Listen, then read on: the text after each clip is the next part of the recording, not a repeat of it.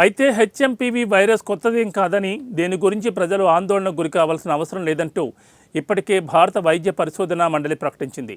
సుదీర్ఘకాలంగా HMPV virus ఇండియాలో ఉన్నట్లుగా వెల్లడించింది.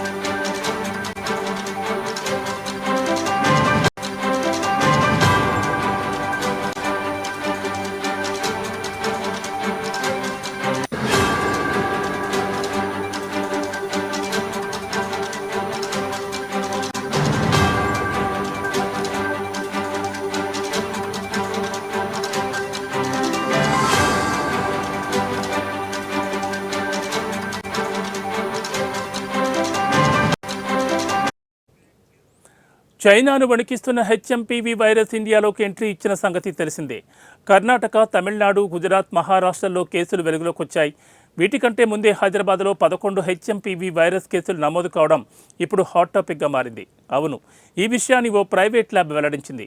258 మందికి శ్వాసకోశ వైద్య పరీక్షలు చేయగా అందులో 11 మంది శాంపిల్స్లో హెచ్ఎంపీవీ వైరస్ పాజిటివ్గా వచ్చిందని తెలిసింది. 2024 డిసెంబర్ నెలలో పలువురు వైరల్ ఇన్ఫెక్షన్తో బాధపడుతూ హైదరాబాద్లోని మణి మైక్రోబయాలజికల్ ల్యాబొరేటరీకి వచ్చారు. ఇక్కడ 258 మందికి శ్వాసకోశ వైద్య పరీక్షలు నిర్వహించగా ఇందులో 11 మందికి పాజిటివ్గా తేలింది. ఇక 94 samples bacterial pneumonia, 62 rhinovirus, 33 adenovirus కేసులు ఉన్నట్లుగా వెల్లడించింది.